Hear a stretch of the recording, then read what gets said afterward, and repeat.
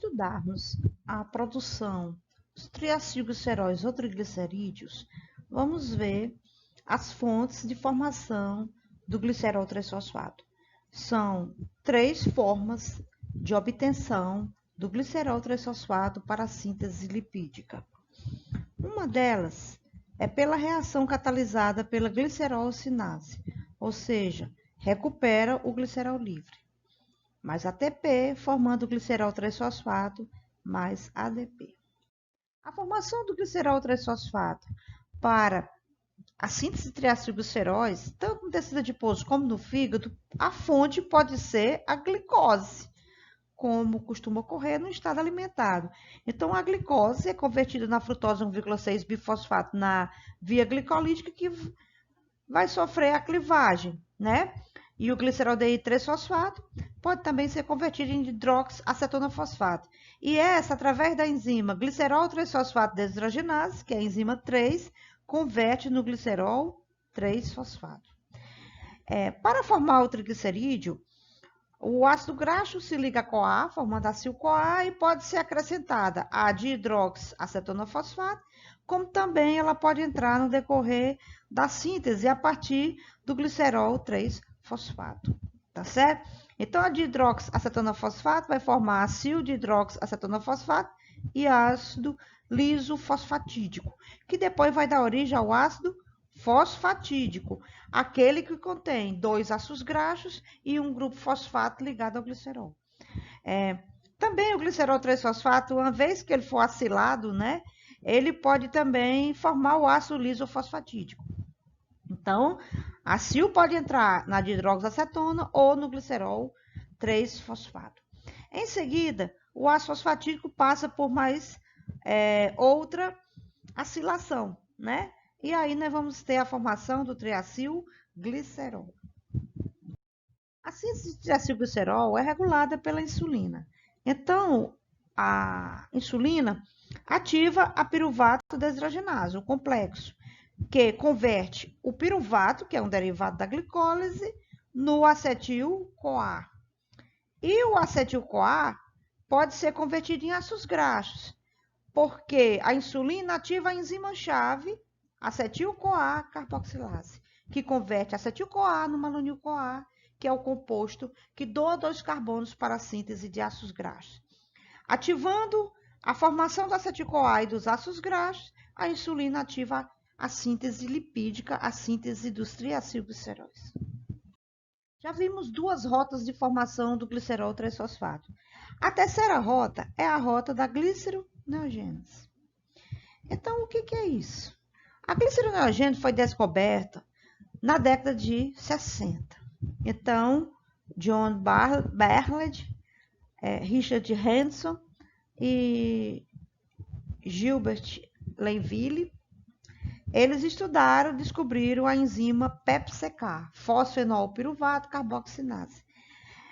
Descobriram a enzima no tecido adiposo, uma enzima da gliconeogênese. E a pergunta que foi feita é o que essa enzima está fazendo no tecido adiposo se esse tecido não faz a gliconeogênese, não converte piruvato em glicose. Então, um grupo de Israel também estava pesquisando em ruminantes, em ratos em jejum, e os 2 grupos se uniram e produziram trabalhos. E dentre os trabalhos, em 1969, a gliceroneogênese foi batizada como a síntese de novo de glicerol 3-fosfato a partir do piruvato. Mas nessa publicação, né, de Israel de 1969, já é sugerido também o ácido lático e o lactato e a alanina como substratos da gliconeogênese. E na época já se sabia que havia um ciclo de reesterificação de ácidos graxos no tecido adiposo, ou seja, após a lipólise, parte dos ácidos graxos iam para o sangue circular para as células utilizarem como fonte de energia, mas outra parte dos ácidos graxos iam para a reesterificação com glicerol 3-fosfato, formando novamente o triacilglicerol. Então, não era incompreendida nem a função da gliceroneogênese e também que papel fisiológico tinha esse ciclo de reesterificação. Durante uns 25 anos, o grupo que pesquisava a gliceroneogênese continuou fazendo alguns trabalhos em relação a essa via, mas eles não compreendiam a importância fisiológica dele. Houve uma certa escuridão nesse tempo. Mas os trabalhos desenvolvidos pelo grupo do Dr. Renato Helios Migliorini, que por sorte eu também participei, né, como Brita SRC, aqui está o nome de todos da equipe que participaram de trabalhos sobre a gliceroneogênese.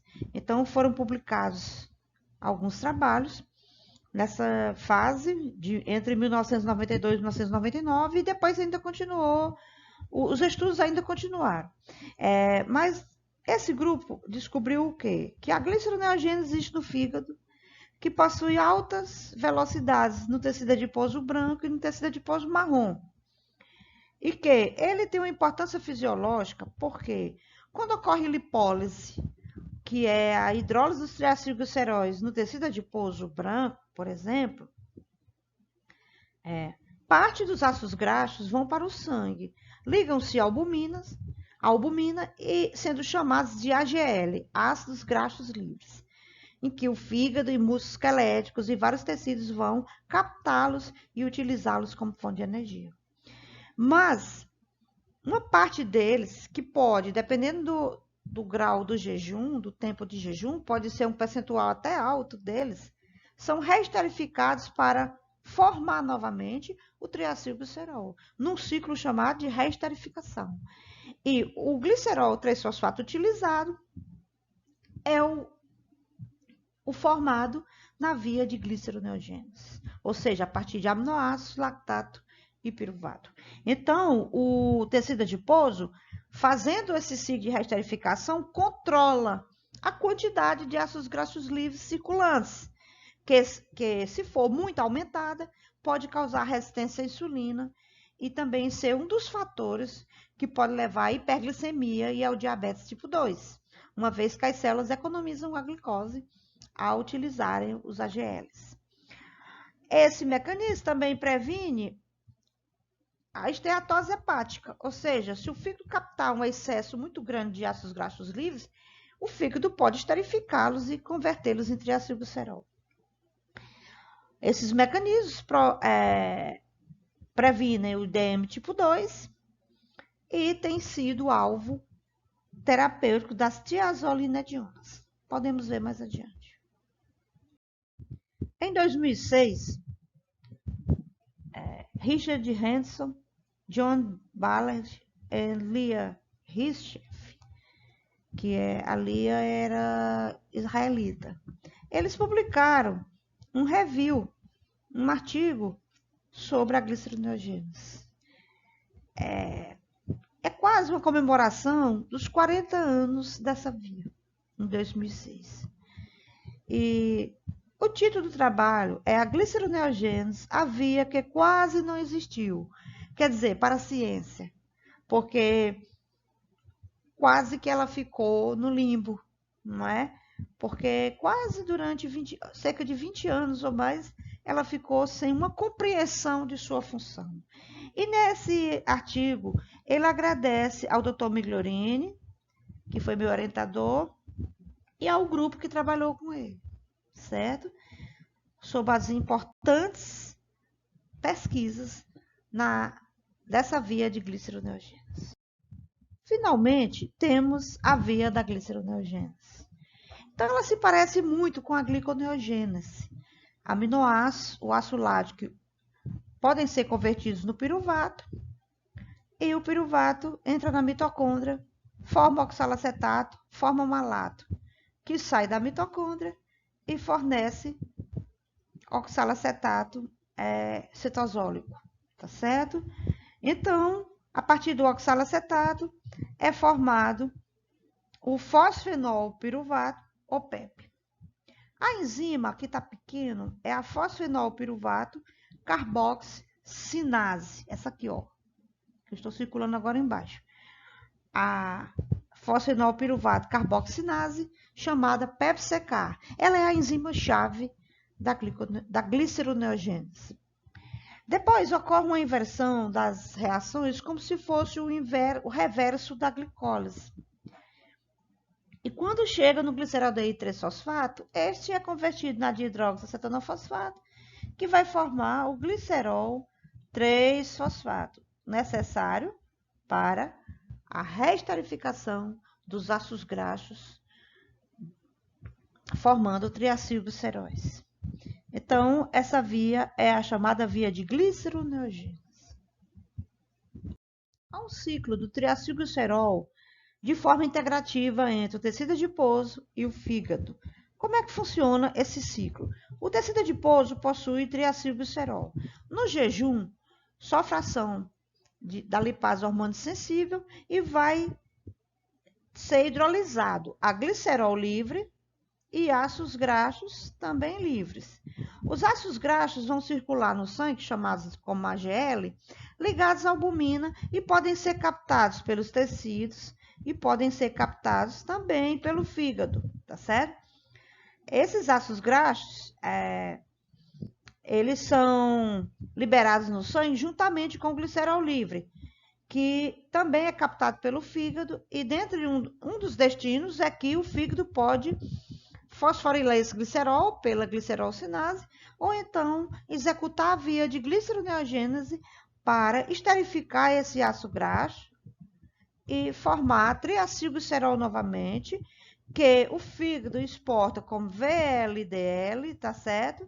E então, através da enzima lipase lipoproteica dos capilares do tecido adiposo, esse tecido pode captar ácidos graxos de triglicerídeos de VLDL.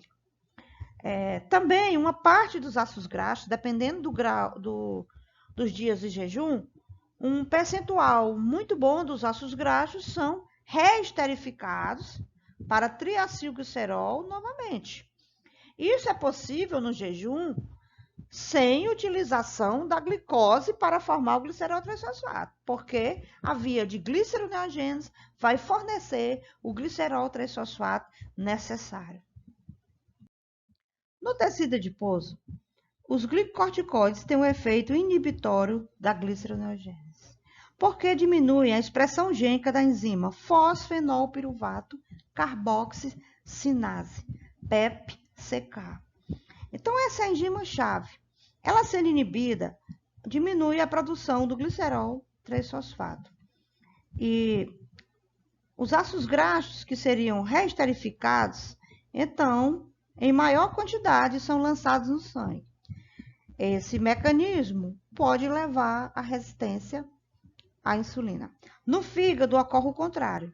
Os glicocorticoides estimulam a expressão gênica da PEPCK, aumentam a atividade da gliceroneogênese e a maior oferta de glicerol 3-fosfato para a síntese de triacilglicerol, que pode ser exportado, o triacilglicerol, na partícula da VLDL. As tiazolinedionas formam uma classe de compostos que são ativadores do PPAR-gama. O PPAR-gama é um receptor nuclear que regula genes. Dentre eles, o gene da PEPCK pode ser ativado pelo PPAR-gama. Então, essas substâncias, via PPAR-gama, estimulam a enzima-chave da gliceroneogênese, aumentando a oferta do glicerol 3-fosfato para a reesterificação de ácidos graxos. Assim, uma menor quantidade de ácidos graxos livres vai circular pelo sangue da pessoa que tem diabetes. E, com isso, vai melhorar a sensibilidade à insulina em pessoas com DM2. Por outro lado, alguns compostos dessa classe têm sido vistos como deletérios para o coração, como a rosiglitazona ou a vândia. Esses efeitos indesejáveis fizeram com que essas substâncias saíssem do mercado.